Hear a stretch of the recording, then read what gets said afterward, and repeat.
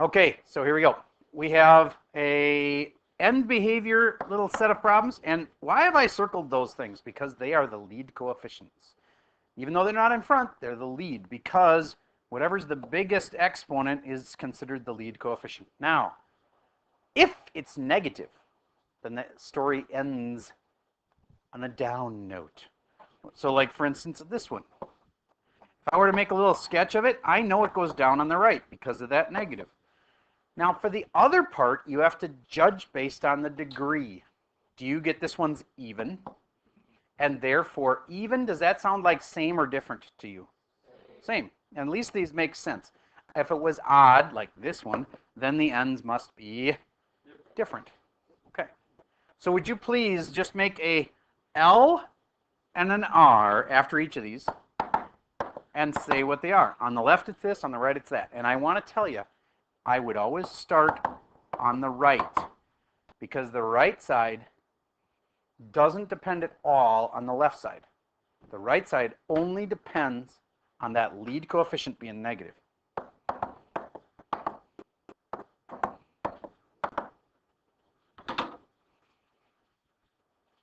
On the positive, happy side of things, we were picking between two tests, and it was a really close horse race. And we actually did pick the easier of the two tests, and it is multiple choice. So you got that going for you. So there's a test tomorrow, but it isn't as bad as it could have been.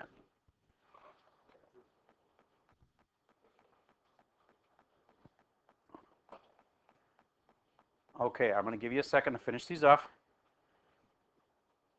All right, so on number 1, I noticed that my lead coefficient is positive. There's a plus sign in front of that, or at least there's no negative. That implies it's positive.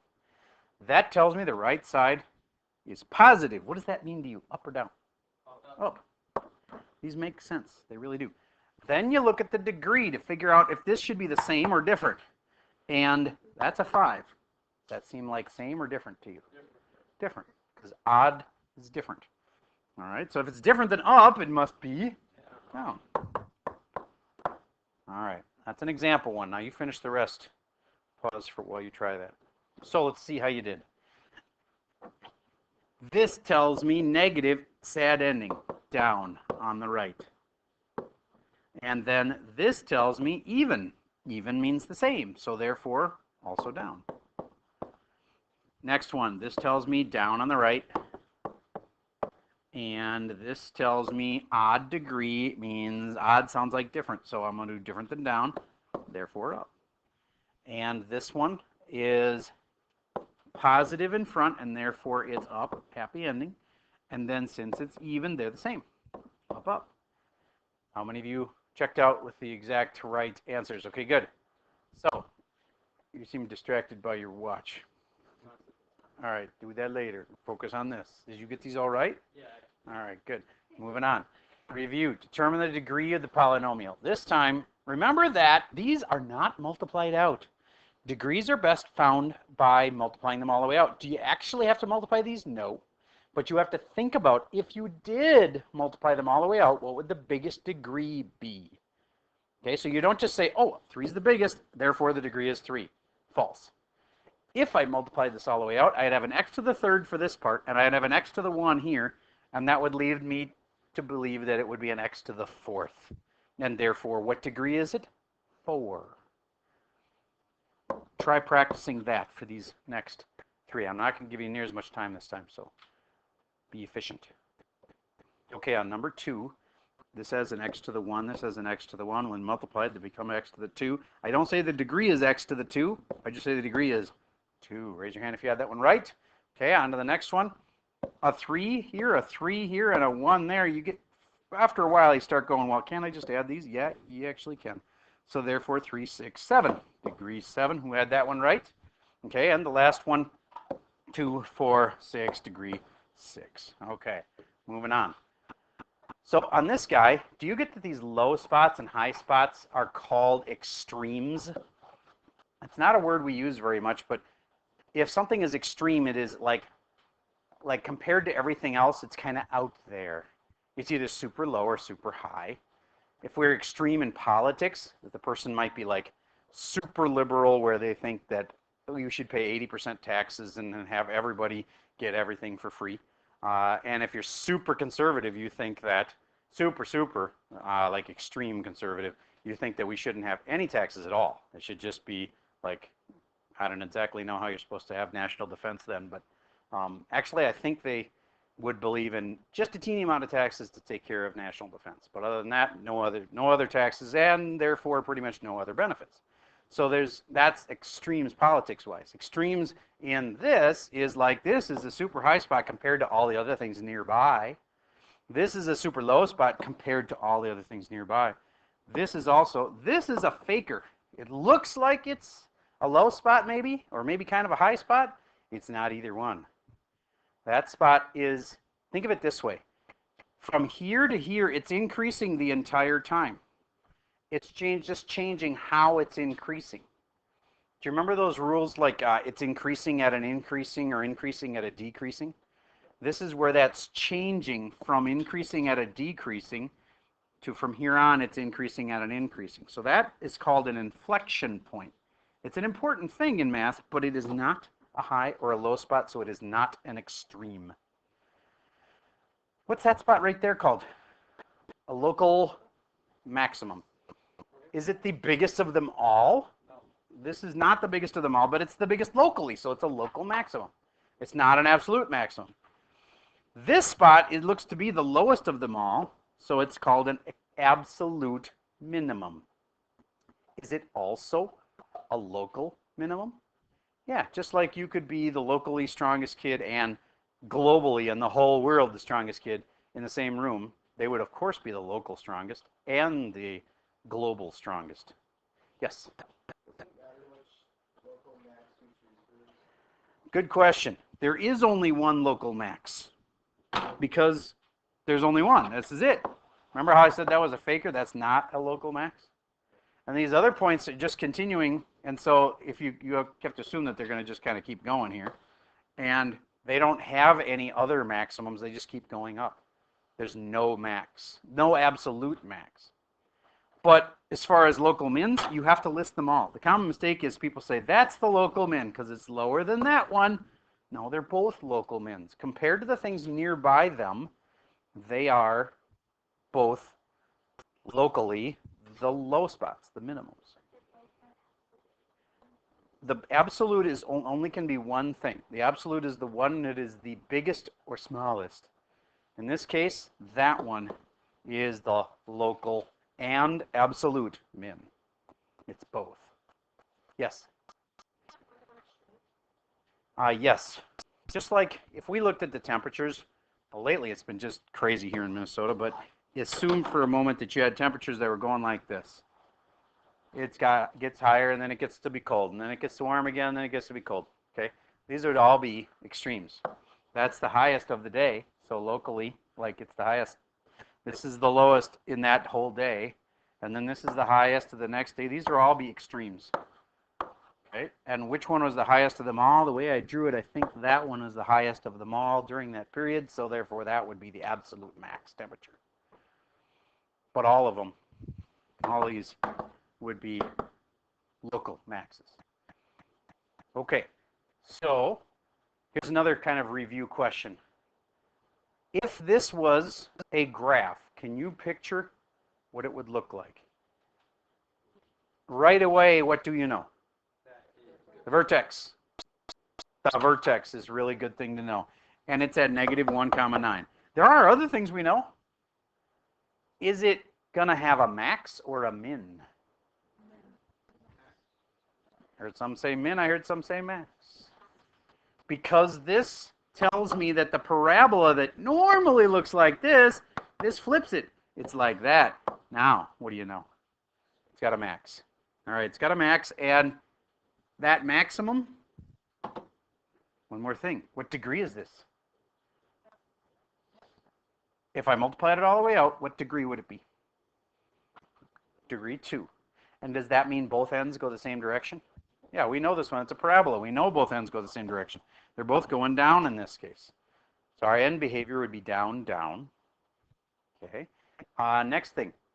How about the y-intercept? I don't see it just sticking out there, but would you calculate for me? the y-intercept.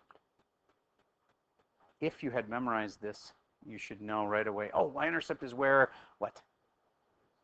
Where x equals 0. Figure out for me what the y-intercept of this puppy is.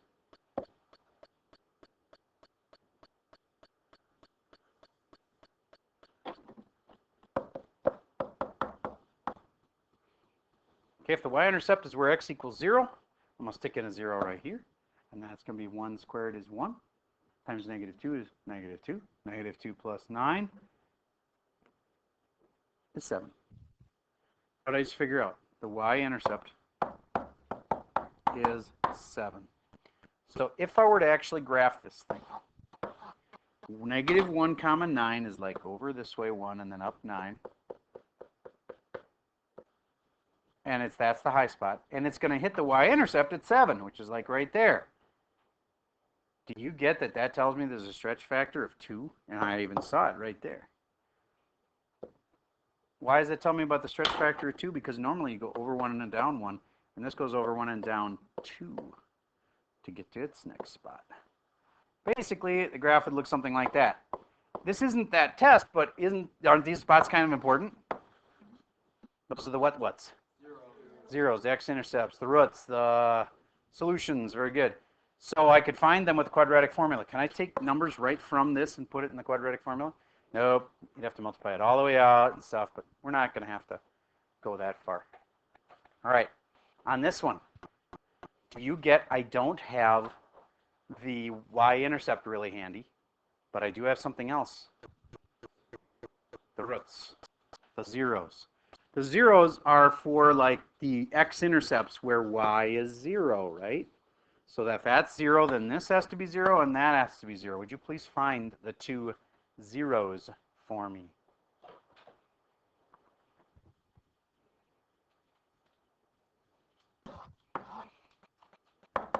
Get x equals 2 for that one? Mr. T, is your iPad dead or what's going on? No. All right, you need to be with me. You're on the wrong slide. Solve that.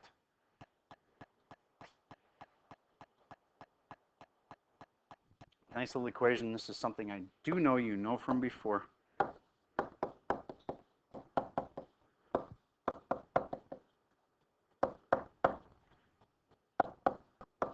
Negative 5/3, is that what you got? Okay, good. So negative 5/3 is like what? Negative 1 2/3 about. So it's like, I don't know exactly how far, but about like that. And is this a U shape? Or is it a mountain shape? Mountain shape because of that. So it's a mountain shape, and it also goes through 2. It's right there. So I know generally it looks something like that. Do you get that you just learned about cut-throughs and bounces and stuff? Are these cut-throughs or are those bounces? Those are cut-throughs. All right, and the bounce would be if I had had a little squared on this equation. There it is. Like right here, then that would have made it bounce right there at the 2. Remember that? Okay, so if it's doing that, that's a bounce. When it's squared like this, that means bounce. Let's see if you get that. What if it had this? Would you make a sketch of that? And I'll give you a hint. It's not a parabola.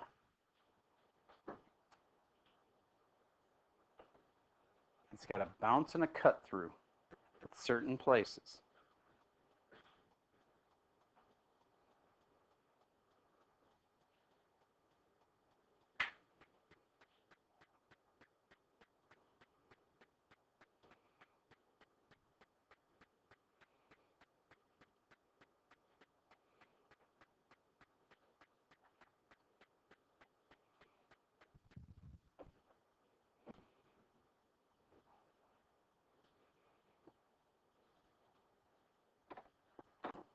Okay, did you know that at 5, it's an important spot?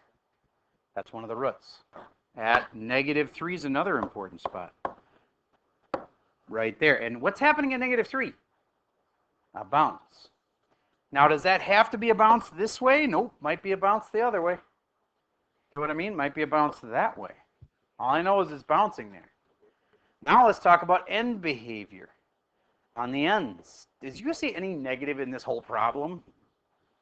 And the lead coefficient, to clarify. Okay, so if I multiplied it out, the negative that's on this would not become the negative on the lead term. The lead terms are this one and this one, and when it's all multiplied out, I have an x to the third in front, and it's positive. So therefore, it has to have a happy ending, must be going up. Next step, on the left side, you get if this is y equals x to the third, and it's positive after it's multiplied out, then it's odd and therefore going down. It must be, if this one's going up, the other one must be different than it because this is odd and therefore must be going down here. Then, can you make the sketch? Everybody make the sketch, and I want you to compare with rows 5 and 6 compare, rows 3 and 4 compare, rows 1 and 2. Compare your little sketch with the kid next to you. I'll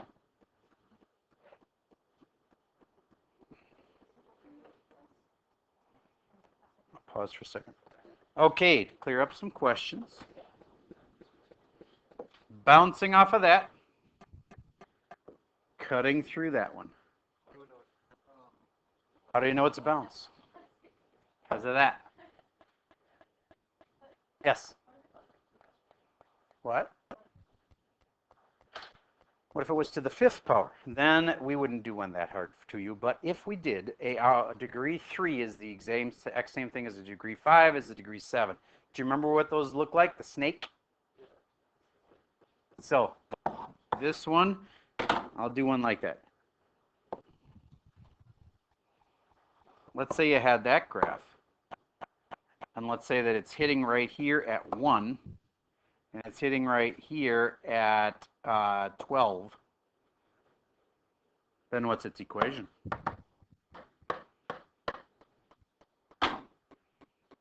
In one case, it's a triple root. In the other case, it's a single root because it's a cut through. A bounce would happen if you have something like that, and that means you would have a squared for that root. Like that guy right there would have a squared if we were doing it that way.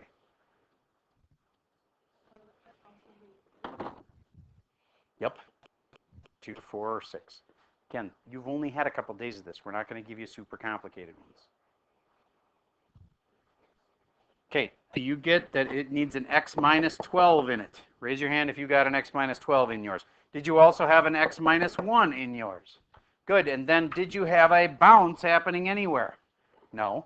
So what did happen? We had a triple. This one was a triple root. It's a snake, and therefore it's to the third. Raise your hand if you had that in your equation. Awesome. And then what's the thing that everybody's going to forget? A negative, because it's going down at the end, and therefore you have to have a lead coefficient that's negative. Happens every time. I bet I got half the class on that one. Wait, Just try not to be gotten. Always look for that on the test. You don't get the negative part of that? Okay. I think if you look at them, you'll see how you get them. They're not super tough to get. The 12 goes with that. The 1 goes with that. Yes?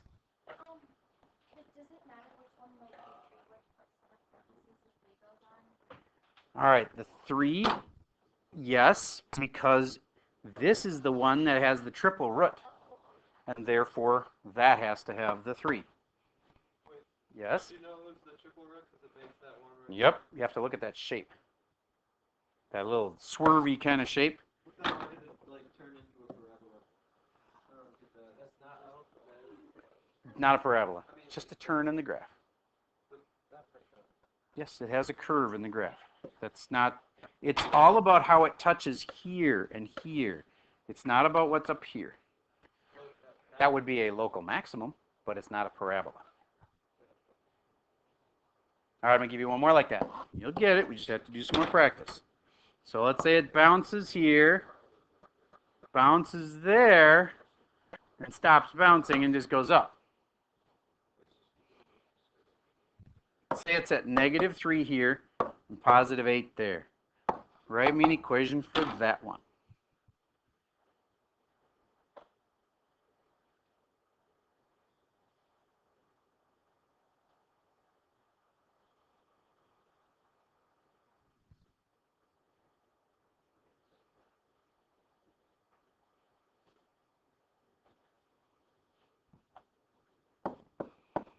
Do you see how it touched twice and therefore it needs two little sets of parentheses? Do you get how one of them is a negative 3 and therefore it's x plus 3 because negative 3 goes in and makes it equal 0? And it's bouncing there, squared. And what's the other one say? X minus 8 and then squared. Does it need a negative here? No, because it's going up at the end. Yes, there are no parabolas here. You are correct. No, this would not be okay to say 4. Remember, you get what these are the roots. That's a root. That's a root. Each needs their own separate little part of the equation. Now, if we were to multiply this all the way out, yes, there would be an x to the 4th in it if we multiplied it all the way out. And we could check that quick. That means degree 4. Do these ends both going up match up with a degree 4? Yes, they do. Good. All right. One more, and this will have all three kinds. See if you can handle it.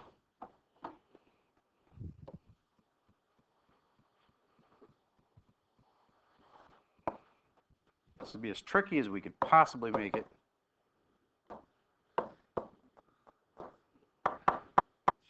See if you can handle that one. It encompasses end behaviors. It encompasses lead coefficients. It encompasses bounces and snakes and cut-throughs.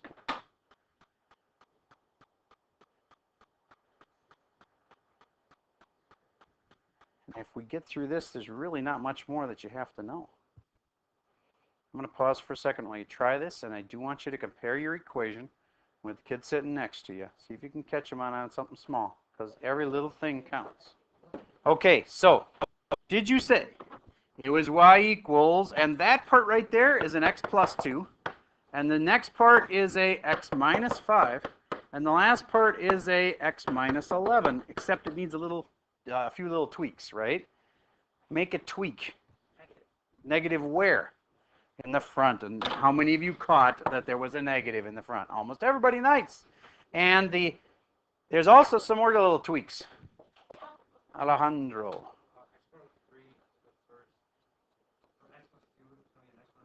There's the exponent of 3 right there. You are correct because there's a snake happening right there. Okay? And there's a 2 here because there's a bounce happening right there. And that's it. Now, if there was a stretch factor, then it would be in front. But again, such a short unit, we're not having you compute if there was like a 2 in front or something. We'd have to tell you. All right, one more thing, and you could think of this as like an extension question on this. What's the y-intercept?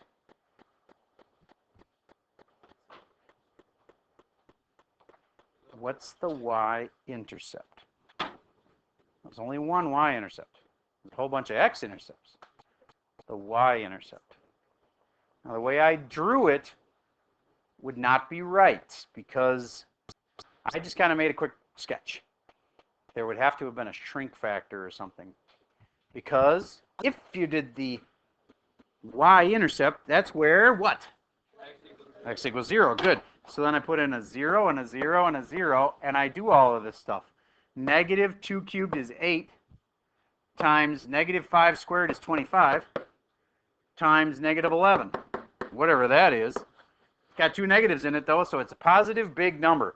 Since I didn't label my scale, maybe I'm counting by something really big, and it actually could be right. But we know it's a positive number, right? And a fairly big number. Okay?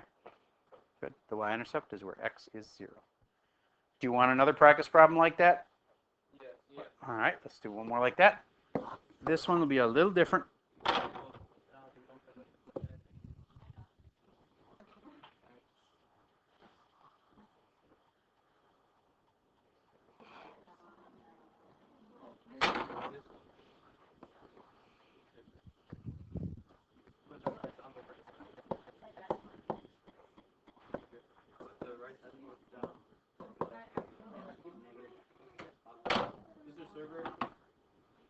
This is a big old equation, but it's got a lot of things in it. Yes? The right side go down and the left side go up. Yep.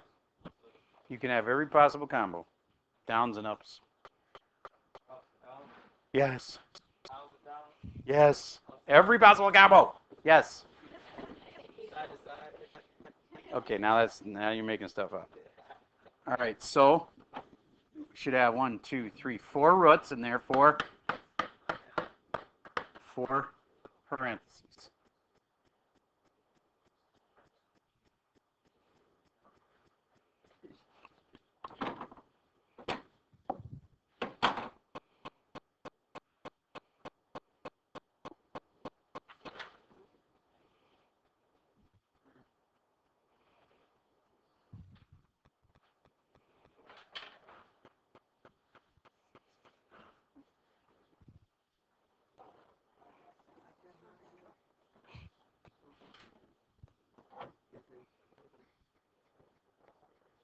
Okay. X plus 2 for this, and it's a what? A bounce. And this is a 5, so I go x minus 5 to the third. Good. And the next one is a what to the 1? X minus 12. X minus 12 to the 1. Good. And the last one? X minus 15 to the 1. You got it. And should there be a negative in front? No. And are we going to require you to tell a stretch factor? No. No. So then the only other thing we could check, if you wanted to, would be to figure out the what. Y. The y-intercept is where x is 0. You'd have to put a 0 in here and here and here and here, and you'd find out it was a really big number because those are all, like no decimals in there, so it's going to get bigger and bigger. But would it be negative or positive?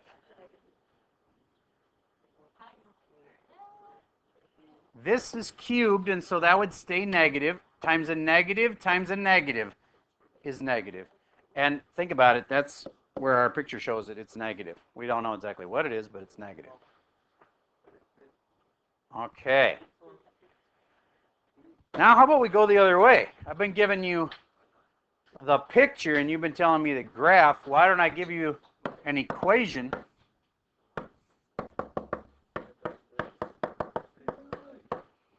And you write me the picture.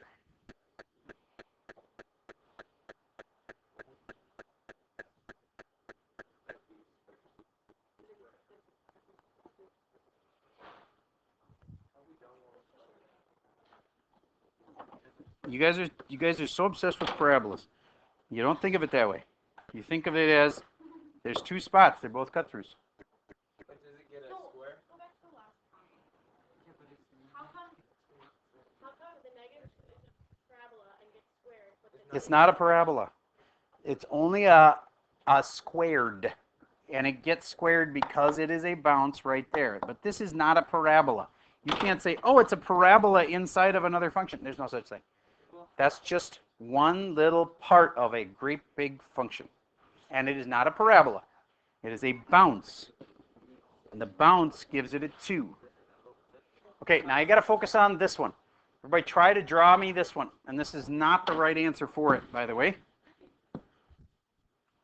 No, we weren't drawing pictures. Oh, yeah. Yep, you're trying to draw the picture for this one. So you should find in your picture a bounce, right? You should find in your picture a root of 3. And you should find in your picture a root of -5. The last thing is, I see a negative in the equation. How should your story end? It should be down on the right. If yours is the opposite of that, you gotta go back, fix everything. All right, so here's the order I would do stuff in. First, I would go, I know there's a 3, goes through there. I know there's a -5, goes through there. Then I would do my end behaviors and figure out, should it be end going up or down? Since it has a lead coefficient of negative x to the third, actually, after I multiplied it all out, I'd figure out that there must be a negative x to the third. Therefore, the story ends unhappily. It's going down at the end. And this 3 means they have to be going opposite ways. It must be going up on this end then. Does that make sense to you? Then, if it's going down here and also bouncing at the 5, oh, there's got to be a bounce here. So then, and this one is a cut, as in cut through. Cuts through there, bounces there. There we go. You sure that's is it being cut over at negative 3? This is a cut through at -3, yes. You labeled the x plus 5 the numbers. Oh, you're right. I put the cut in the wrong spot. Thank you. Cut's supposed to be over there. Good. Good catch. All right.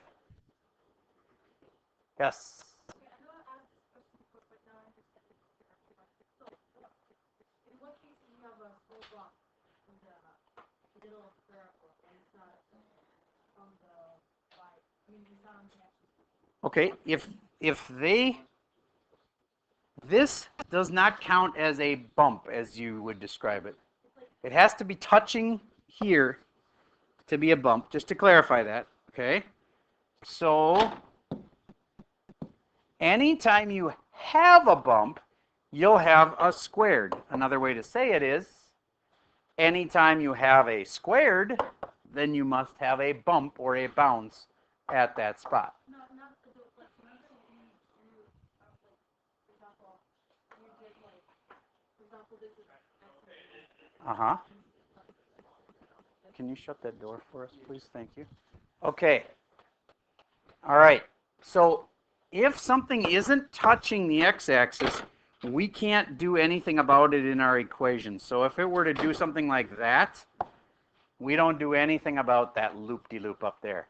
It actually, just so you know, it usually means that this equation has some imaginary roots, but we're, again, not going to get that deep. Okay, this is a real root. We'd know that one and this one, and they're both cut-throughs. In fact, why don't you write me an equation for this one? It confuses people sometimes because it's bouncing at 0. So what are you going to do now? Yes? Yep, you'll have to use the word cut through, bounce, and snake. In this case, snake is that one that's kind of like a swervy thing. It looks like this. That's a snake. Okay, let's say that's at 0 and this one's at 10. Oh, now we're doing it. Write me an equation.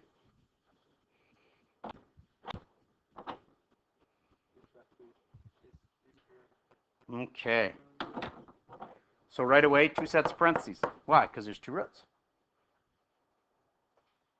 How do I do that x thing where it's 0? How do I do that one? Just do the same thing as you always do. X plus 0 or x plus 2 or x, in this case, it'd be x minus 10. But 0 is the spot, right? So you put a 0 there. Now, is x plus 0 the exact same thing as x? Yes, it is, and I'd accept that answer too. And then there's a bounce there, so squared. And there's a cut through here, so I could put a 1, but you don't have to put a 1 because it implies 1. And the last thing is, did you notice it was going down at the end, and therefore it needs a negative in front? How many of you got that one? Okay, good. All right. Yes, on the right side, the fact that it's going down on the right side means that you need a negative as your lead coefficient. Well, how would you find all that stuff in the middle? You don't have to. It has to do with imaginary roots. You don't need to be there yet. That's pre-calc. Don't just take one day at a time. Okay. So, oh, by the way, was this one going to be even or odd? Odd. Because they're going opposite directions. This and this tells you right away it's odd. Plus, you can look at it and go, it's degree 3. But if you get into pre-calc and start talking imaginary roots, you would say it's at least degree 3. It might be degree 5 or degree 7 because there might be imaginary roots. But you won't have to know that. You'd be fine with saying it's degree 3. All right. Next one. Would this lead coefficient be positive or negative? Why was this lead coefficient negative? Because it was going down on the right. Okay, good. Wait, can you go back to the last one that we did? This one? Yeah. Yeah. No. That's the one. That's the only 2 we got. No, the one where it was like all of the. It was like the 4 equation one. tricky one. That one? Yeah. Okay. How come? Hold on. Never mind. You're right. Okay. So I'm going to give you the next review question. The quadratic formula could solve this thing, right? Just set it up. I don't even need you to solve it all the way. Is this a slide? Yep, I think it is. Is it not in yours? Okay, page 7. Yeah, I know. I did made you do a lot of, but the stuff I made you go through, that stuff is really important and the hardest stuff. Now that we're through that, we just have a couple things left that are easy. Like, where is this increasing, that kind of stuff. All right, so x equals negative b. Hold on, you didn't have me. Negative b is 3 plus and minus square root of what? There's 9 minus 4ac, and a is 1 and c is 6 all over 2a. And this is just 2. Okay. It was 9 minus 24. Do you get that that's negative underneath the root? What does that mean? It's imaginary roots. Would you be able to graph them then? No. Imaginary things you can't see. All right. So I have a couple more things I want to talk over that weren't in the slides, but I know are important. Like, I know we talked about increasing and decreasing before, right? So let's say this spot right here is at 10, 8. And let's say this spot right here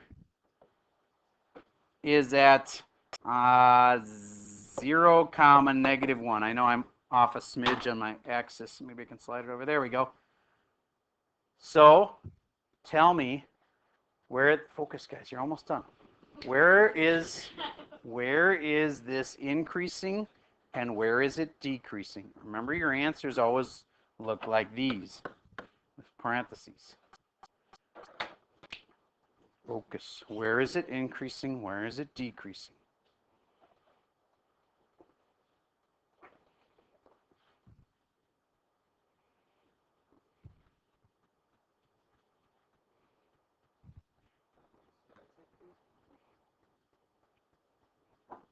Would you agree that it's increasing in this little zone right here? Yeah.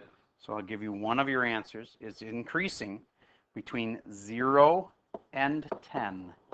That was one of the increase intervals you were supposed to do. It was increasing between 0 and 10. How many of you had that on your list? Okay, good. Then what's it doing in here? Of course, it is decreasing. Decreasing from where to where? Not 8, 10. You always use the x values. 10 to positive infinity because we're going this way. See, from here, we're going this way. That's positive infinity. What? But it's going down. I understand, but it's the x values. It's the same problem you had before. You can't pick the y values. It's the x values.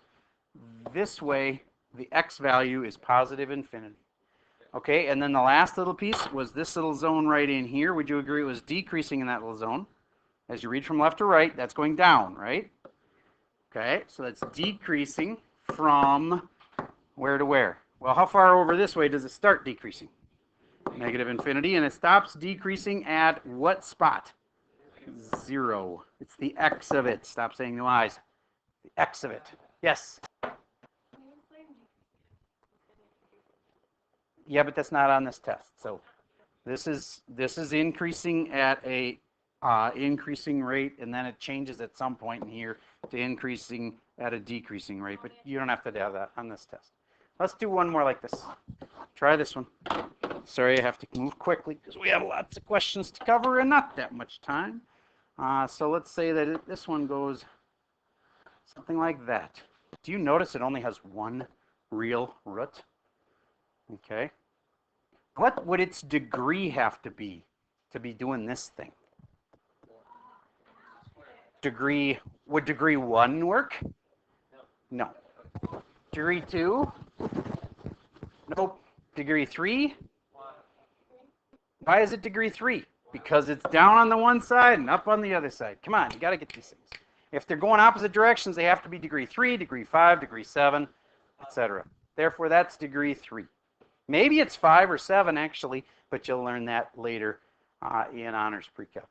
So is this degree 3 possibly? Does that make sense to you now? Because it's going opposite directions. Okay.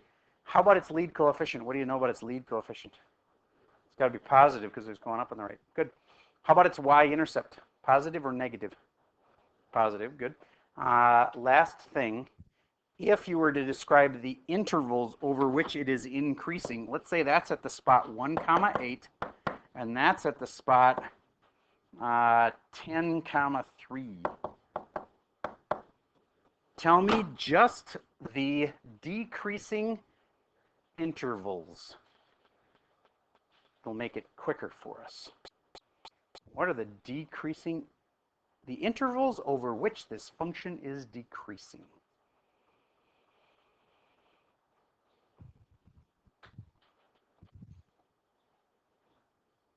Do you get the only place it was decreasing is right there?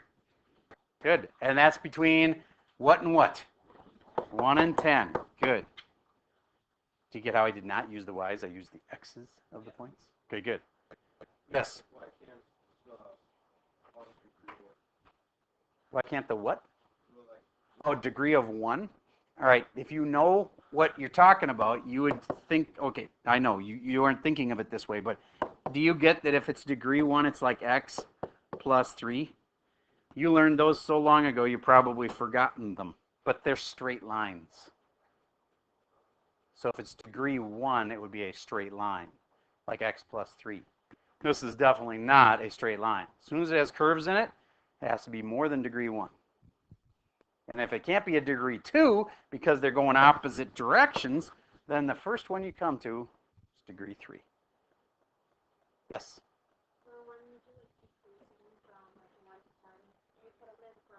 Always parentheses. Always parentheses. Keep it simple. Now, by the way, the increasing intervals were like here. That's an increasing interval, and it would be a little harder to write because it starts at a weird place. Yep. Yep, you got it. And then this part here, never use brackets on these. Yes, very good.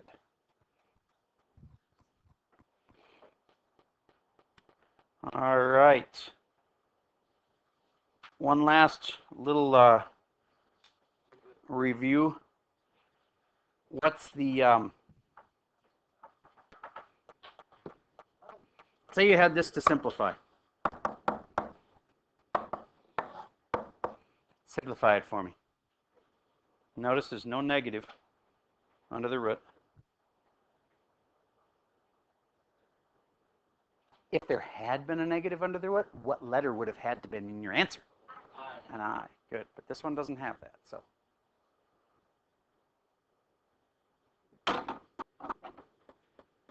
So did you take that and break it into 2 square roots? Root 4, root 3, and therefore 2 root 3? Good. Factor out the 2 at the top, and you get 1 plus and minus root 3 all over 2 times 2. Notice me breaking the 4 into a 2 times 2. Those guys cancel. There's your answer. 1 plus and minus root 3 all over 2. If this had had a negative underneath the root, what's the only difference? If this had had a negative right there, then there would have been an I right there. Okay, that's everything you could be asked. And if you need to, you can go watch this review over again. If it went too fast for you, there is a review worksheet that's got basically a practice test. You should enjoy those because in Honors Pre-Calc, you don't get practice tests. You have to figure out what you should study yourself. We give you a really nice, clear, here's what you should do. I strongly encourage you to do that. It will increase your test scores dramatically by doing them. All right, that's all I got for you for today. Have a good day.